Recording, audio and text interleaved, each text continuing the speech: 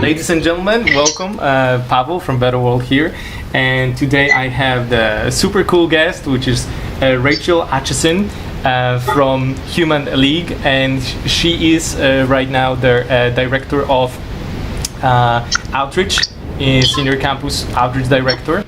And we're going to talk today about how to save some farming animals, what we could do, and what is the problem about the meat.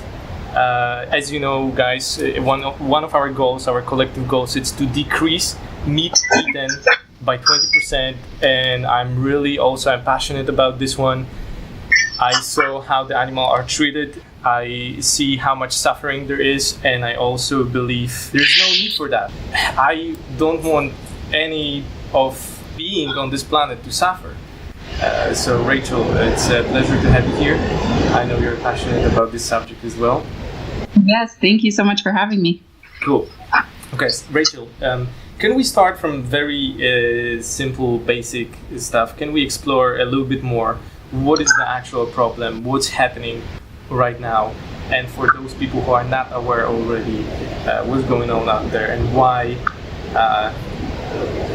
decrease the amount of meat eaten, or how to decreasing of killing the suffering in the animal world, why this is so important? So right now in the United States, we have about 9 billion animals that are suffering in today's factory farms. Now worldwide, there's about 56 billion animals. And that's a number that's really difficult for a lot of us to grasp. So instead, I like to think of one mother pig who is stuck in a very common standard practice of being in a gestation crate during her pregnancy. And she's unable to turn around for 4 months at a time. And that is just one of the many practices that happens because we have this huge demand for meat. And so the work that I do is to promote reducing our meat consumption, promoting vegetarianism and veganism. And that is the gist of the general problem. Is right now we have a very high demand for meat. As we westernize our diets, we are eating more and more of it. So one way to go about solving this problem is to get people aware of where their meat's coming from and hopefully decrease their meat consumption. Okay. Rachel, what will happen if we will not do anything with this problem? If we're going to continue what we do, what's going to happen? What are the consequences? So, as I said, worldwide, right now there's 56 billion animals, farm animals raised and killed. But if we do nothing because of the increased population, we are going to have to raise even more animals. So, I foresee that number getting to be 70, 80 billion animals each year that are raised and killed for our food. So not only are the number of animals suffering going to be increasing, but the detriment on our planet is something that, oftentimes we might not look at, but it's animal agriculture is the leading cause of a lot of our environmental problems. And so our environment's just going to be more and more destroyed. Okay, so in case of the problem, you also said on our little small talk that a lot of things what's happening, it's that people take care of our animals like cat and dogs and maybe other animals, but kind of it seems like not many people care about what's going on with the cows, pigs, chickens, and we don't observe a big amount of donation towards that. Yeah, so right now people do not donate largely to animal causes. The human global poverty is a huge issue. Yeah, it's very much interconnected. All of these social justice issues are very interconnected. And so when we do donate to animal causes, we donate typically to our cat and dog shelters locally, and very little money is spent on farm animal welfare. And yet the number of animals that we're able to impact if we work on farm animal farm animal welfare is huge. So it is a cause I think people should be donating more toward. Okay, and so for example, I know also the cows causing the methane, this gas which exploding. What else? I still want to explore what else going to happen if we'll. I sometimes I think honestly that some of the people are really ignorant, and I sometimes I think they don't even want to look at that direction. So they might, if the information is abundant and free right now about these things, but it seems like not many. It's not. I would disagree. I think that in our circles, I think that it might be very accessible.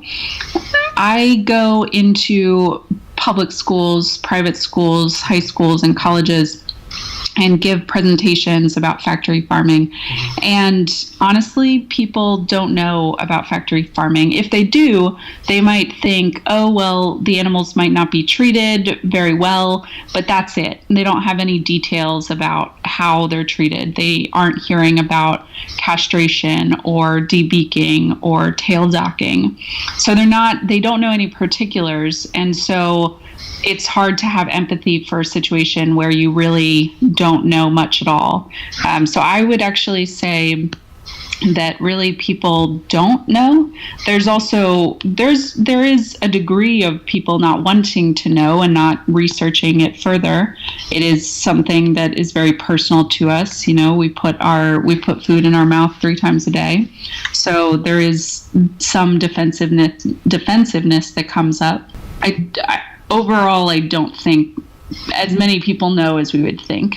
Okay, that makes sense. Rachel, maybe this is a little bit of topic what I have in my agenda, but why this is happening? There's so much cruelty there.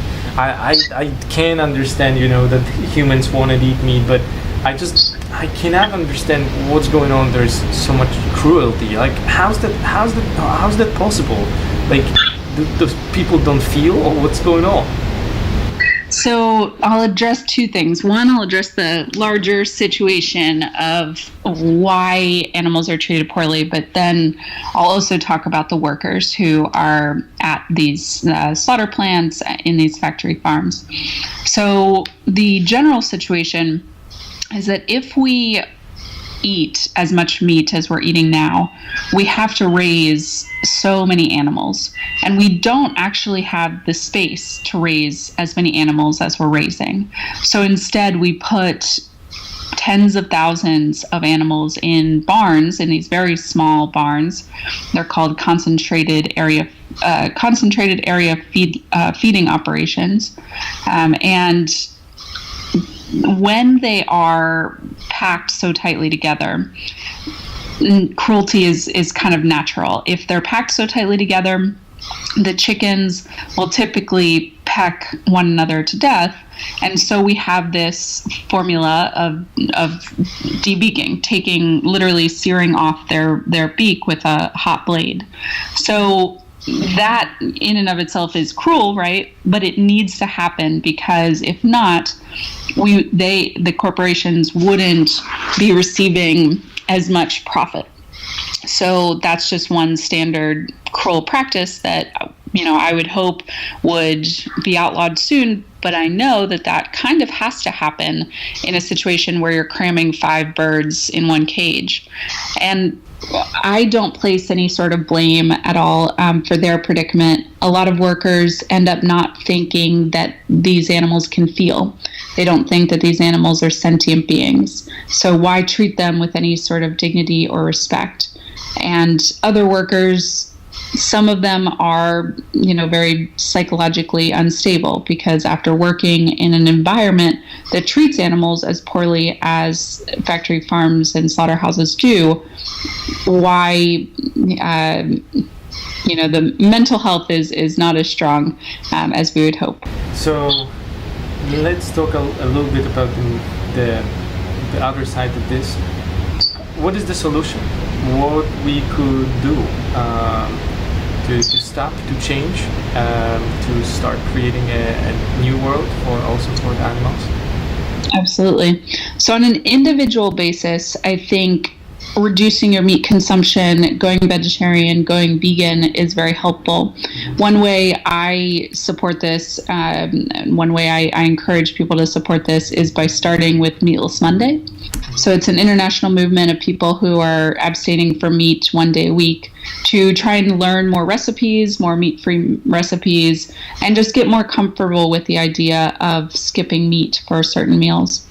So on an individual basis, we can do that. Now, globally, we are seeing more and more research done to come up with plant-based alternatives. So I foresee a world where we'll be growing clean meat in labs, and then you go to McDonald's and you're going to be getting this cultured meat. So that's another way we're going to end up helping animals and solving this problem. Then there's a lot of different ways we can educate, right? People can make documentaries, people can make movies, write books, etc. Do what you're doing, spreading it via media. There's a lot of ways we can educate, and then we can work on the public policy side as well. So making laws that ensure basic protections for these farm animals. Sure. So I understand that the first very important step is actually to decrease just have the meatless Mondays or going to vegetarian or going vegan, and actually the very first step, if the corporation's going to see the less demand on the meat, probably in the long term, if they're going to be less and less. Absolutely. And I don't live in a naive world where I think that the world is going to be vegetarian. I don't think we need to live in a world where the world is vegetarian. I do think we need to look seriously at our diet and recognize how much excess meat we're eating.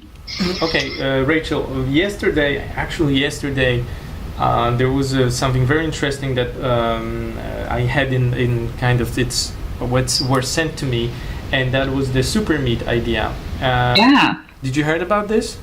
I actually met the founder of it this past week at the National Animal Rights Conference. So Super Meat was tabling, and then there was also a cultured meat conference called New Harvest 2016.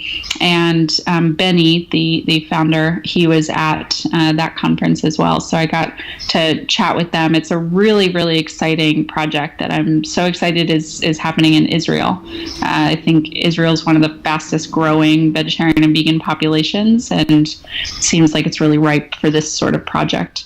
Okay, but we're talking about the same when they developing this meat from the cells of for example, the chicken? Yes. Yes, so it's from Israel, it's not going in the United States right now? The Indiegogo campaign? So the group is from Israel. Yeah, the Indiegogo campaign is definitely alive and well in the United States, and I think that a lot of Americans are excited about this possibility, but the group is from Israel. Okay, and so because, for example, let's be honest, my first thought would be, oh my God, that's cool, that can absolutely change the world if we can do that. But in this, some other idea was, okay, what about the genetically, what's happening with this meat in case of genetics and other stuff? Is it going to be really healthy, or is it going to be I bet it's going to be tasty, but in the same time it's is it going to work? So what's your thoughts about this? So it's going to hopefully taste exactly like meat. I think that is the end goal, is to get a product to taste so much like meat that there's absolutely no reason someone would eat, quote unquote, the real thing. I think that it's going to have a lot less cholesterol, a lot less saturated fat. So indeed, it will definitely be healthier. Now, I don't know how many resources is going to be needed to put into super meat versus, how many resources we're putting into, these cows and hog, etc. That said, I do think that any amount of resources we're putting into super meat is going to be a lot less than we're putting into meat. Alternatively, eating plants, so eating a vegetarian, vegan diet, is the best option for sustainability. I just don't foresee a world that is going to completely adopt a plant-based diet.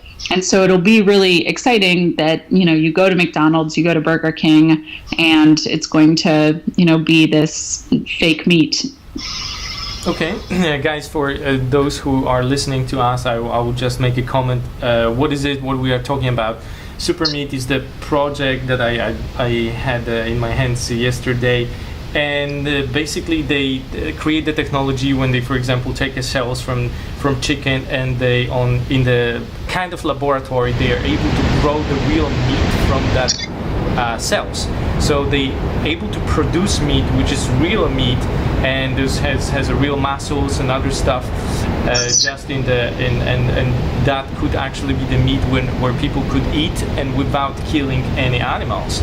And for me, that's they collecting. Yesterday they reached their first goal, which was $100,000. Sick. That's great. Yes, and that's interesting. That's why I wanted to ask Rachel about this as well. Okay, so I understand one solution is let's don't talk about the super meat, guys. I will paste the link to Indiegogo if you want to check this out. I think it's really cool. It's probably still tests. Coming back to the solutions that we can implement right now. Being vegan, participate in Meatless Mondays, right? Becoming vegetarian or decreasing the meat eaten. What else we could do to stop cruelty, to stop killing animals?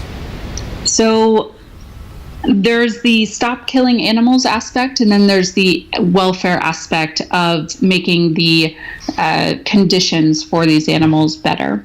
So I myself am working on a campaign in Boston, in Massachusetts, where we are working on getting a ballot question. So in the United States, we have in about half the states, we have the opportunity to ask the citizens of Massachusetts, the voters of Massachusetts, if they want to pass a certain law, and we can bypass the state legislature. So for years, we've been working with the state legislature to try and have them pass a law, but they have been lobbied very seriously by the animal agriculture industry. And so that has not been a popular idea there.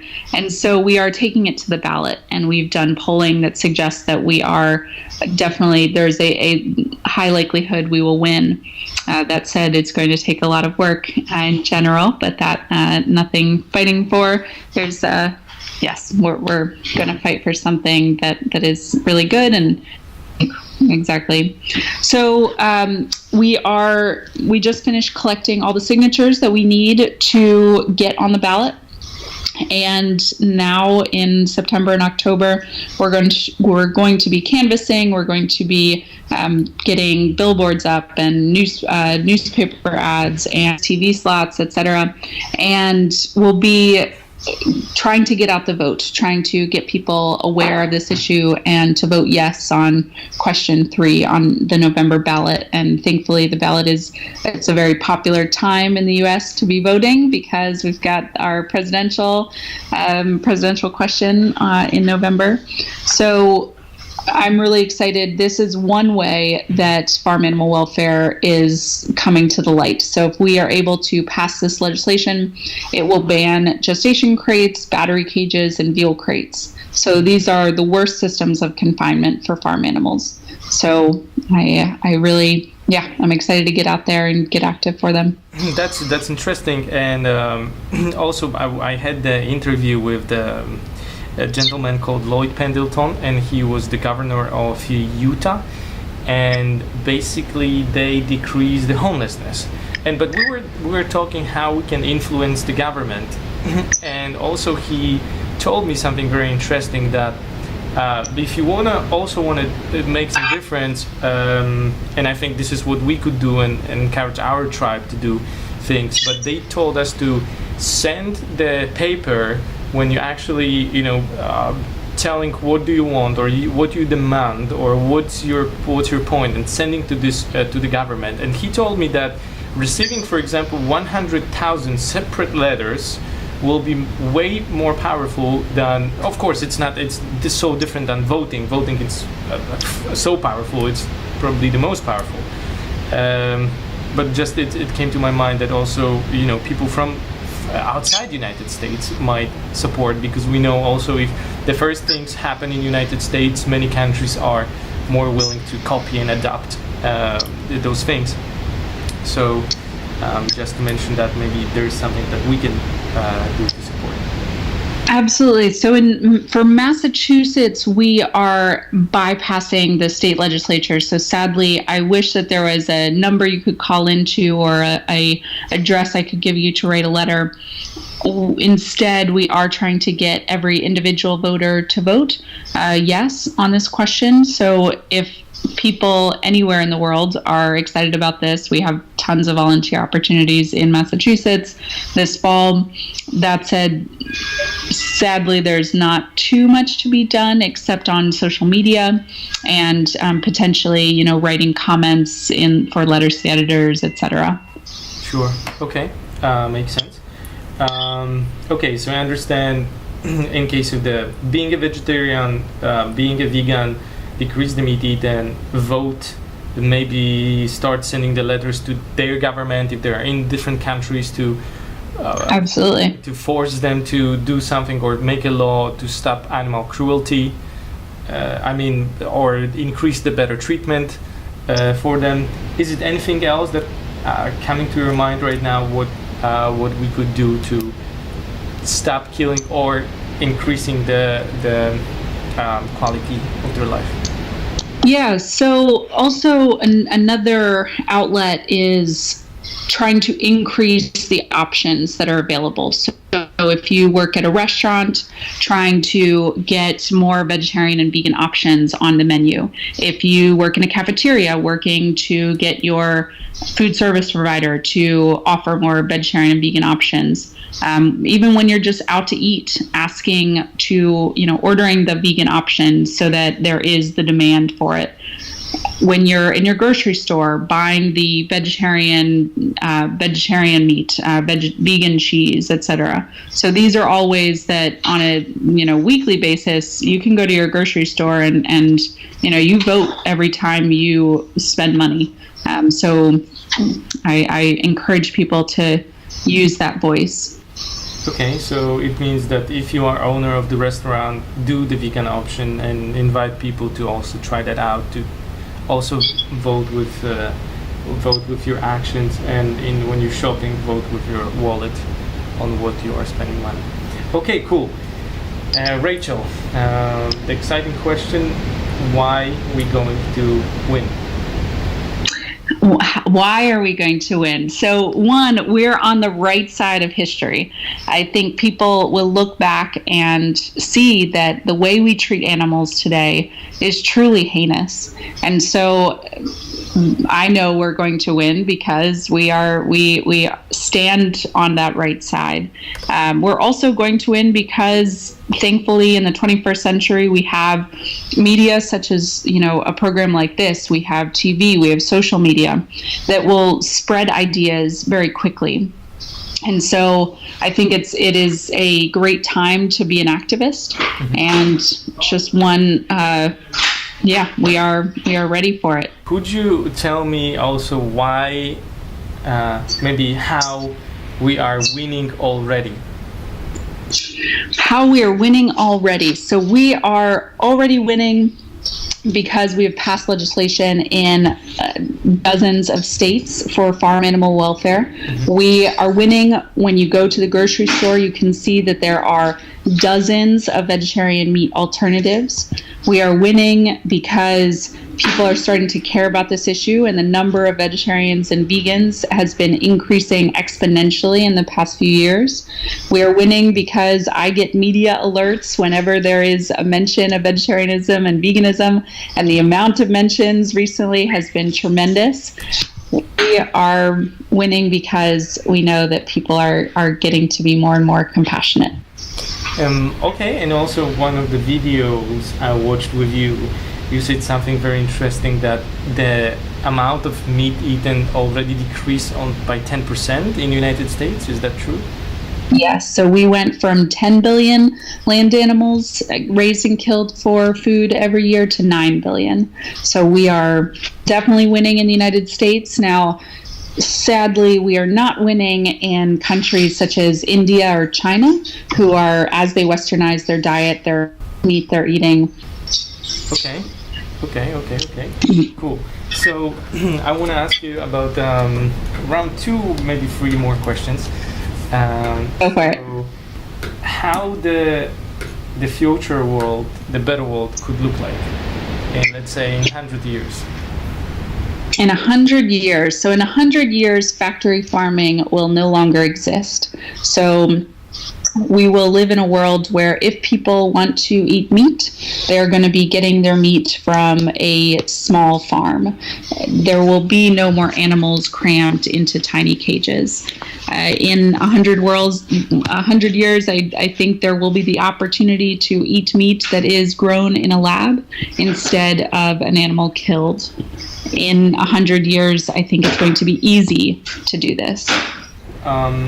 How we can calculate, let's say we as a better world wanna put, okay, we want to do our best to support and decrease amount of eat meat, and honestly, when we were choosing this goal, I'm more like I'm the reason we chose this goal, it was mostly about the killing the animals. So we were thinking, okay, if we can decrease right now the amount of meat eaten, and by 20%, that was our first goal that we developed, we can stop also killing some of the animals. How do you think, how we can calculate that, how we can have this feedback loop that we're getting towards this goal? So firstly, I would beg you to consider the killing of the animals as opposed to how the animals are being treated. So I personally, I don't really look at the killing necessarily as I do the welfare of the animals up until the point of their death. I think, their death is probably very wanted by the point that they're at after living in a factory farm for several weeks, months, or years. So we at the Humane League look at the welfare policies that we're winning for animals. So for instance, working with corporations to have their eggs come from cage-free facilities as opposed to battery cages. Okay. We work on a grassroots level to increase the amount of vegetarians that are in any of our cities. Mm-hmm. We now have 13 offices around the United States, and are opening our Mexico office this year. Mm-hmm. So we try and increase the amount of vegetarians and vegans. We also try and increase the amount of options that are in our cities. So that we have a lot of metrics. We are an organization based on numbers. So we look to the numbers to see if we are making that sort of impact. We are rated one of the most effective animal charities in our field because of this. So we're not an ideological group. We instead are indeed very numbers based. I completely relate. We measure everything, hear what's going on and how we're going to reach that, and I completely get this point. We cannot be ideologically groups. We need to measure, and we need to have those this progress in how we measure stuff. So for example, do you think, like, if we're going to inspire, I'm talking about the long term, so let's say 1 million people get meatless Mondays. Do you have any statistics or amount of data, like how consume one person during the week or month, and how we can calculate this 1 million people who gave up the meat, what they're going to produce, how much going to save at the end of the month? Yeah, absolutely. So there are those figures out there. I myself don't have them offhand. I know roughly with the U.S. diet, we eat about 31 land animals a year and about 200 fish every year. So if anything, out of those 31 land animals, about 29 of those are chicken. So I encourage people to always decrease their chicken consumption or their fish consumption first. So those numbers of how many animals we're sparing are definitely out there, and it is sparing, it's not saving, right? So we're not taking those animals from a factory farm and putting them in a farm sanctuary. But over time, we're going to see that the amount of meat we're producing is decreasing. So I hope that answers your question. Yes. I understand what we can do. We can ask our listeners to support you guys financially, donate, right? Those kind of things. Absolutely. How do people can do it? How people can do it? So you would, if you are interested in donating, I encourage you to do so at www.thehumaneleague.com/donate. We also have a Team Humane League. Anyone in the world could sign up to raise funds for us. I am getting to be pretty athletic because I'm so interested in raising funds for the animals. So those are our two ways, either donating directly or joining our Team Humane League. And also I understand that people can volunteer with you. How much hours do they need weekly to be your volunteer? So honestly, we are adaptive to people's schedules. So I work with some volunteers who are free for 3 months a year, but then are busy the rest of the year. And so, we adjust. So whatever you have, definitely fill out our volunteer form and we'll be able to get in touch with you. Cool. Okay, Rachel, thank you so much. And I felt, again, like I met another fellow dreamer who is already changing the world and also saying many times the changing the world, the better world is happening right now. And I want to thank you, Rachel, also for being this person. Well, I am honored to know you as well. So the feeling is mutual. Guys, so as you hear, if you are passionate about animal welfare, this is organization to go. Rachel, if you could tell one more time the website that you have. Yeah, it's www.thehumaneleague.com. Okay, guys, so you can help by donating, you can be a fundraiser, you can volunteer your time, and I think that very important also, it's time to guys go vegan or at least vegetarian, and we need to start choosing with our money and at least start applying the Meatless Mondays. And I think this is how exactly we're going to figure out this goal. We're probably going to start from Meatless Mondays and support this one this way. So guys, just to let you know, we're publishing one collective goal per week, and I think this one is, I think, our number 6. So soon we're going to publish this interview with the collective goal as well. So Rachel, thank you very much. Pleasure to meet you, and hopefully see you somewhere there in the United States, somewhere maybe on the conference, or who knows where and how and when. Absolutely. I'm excited to meet in person. Cool. Okay. Thank you very much, guys. See you in the next episode. Rachel, thank you very much once again. And yes, it's happening right now. Thank you.